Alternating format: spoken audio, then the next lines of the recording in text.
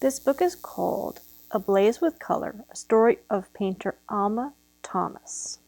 Alma always felt her best when she was outside soaking up the sparkling colors of nature. In the garden at her house on a hill, she skipped around circles of flowers, pastel purple violets and crimson roses crowned by bright green banana leaves. She fell back on the grass beneath poplar trees and gazed at quivering yellow leaves that whistled in the wind.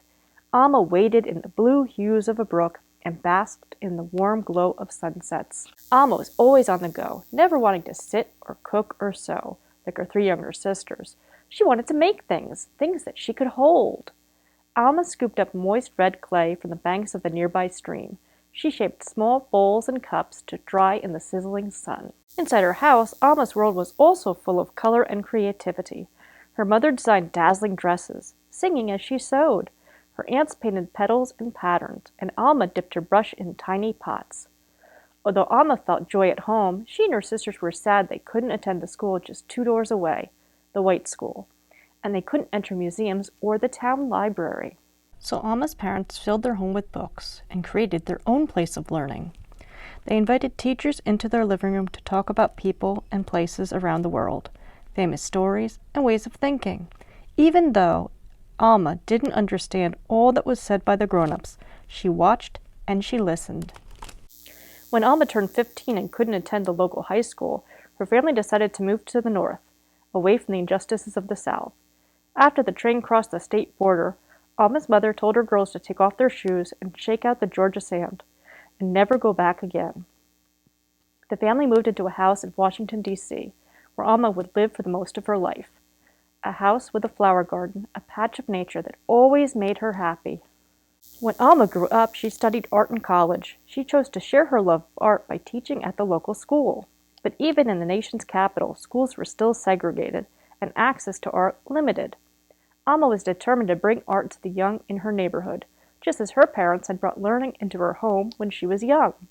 Alma invited children into her living room and taught them to make wooden marionettes. They performed their own plays when they weren't allowed to see puppet shows downtown. In her free time, Alma painted, studied, and shared ideas with artist friends. Sometimes their work was exhibited together. Mainly, though, she devoted herself to helping children, leading field trips and art clubs, and setting up the city's first gallery in a school. Finally, when Alma was almost 70 years old, she stopped teaching and focused on her own art. Sitting in her favorite red chair, she stared at the patterns of light and color twinkling through the leaves of her holly tree, just as she had watched the fluttering leaves of the poplar trees when she was a young girl. Inspired by what she saw, Alma began painting in a new style: circles and stripes, dashes and dabs, ablaze with color, soft colors, bright colors. She created colors and patterns she remembered from her childhood days in the South, and from what she saw now at her favorite park nearby. She painted how she felt on the inside when she experienced nature outside: the wind, the sunshine, the flowers. How nature made her heart sing and dance, even when life could be hard and unjust. Alma imagined soaring high in an airplane, even though she had never been in one. Gardens and trees below became streaks and smudges.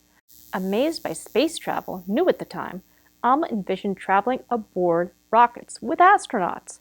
The starry sky and zooming spaceships glimmered as dashes and swatches.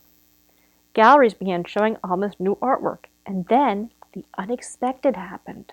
The Whitney, a famous art museum in New York City, featured Alma's paintings of Earth and space, the first solo show by a black woman. Thrilled by the honor, Alma greeted crowds gathered at the museum, a place where everyone could visit.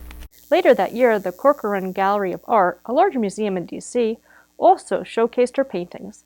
The mayor proclaimed September 9th as Alma Thomas Day to celebrate Alma, her art, and all she had done for the city's youth.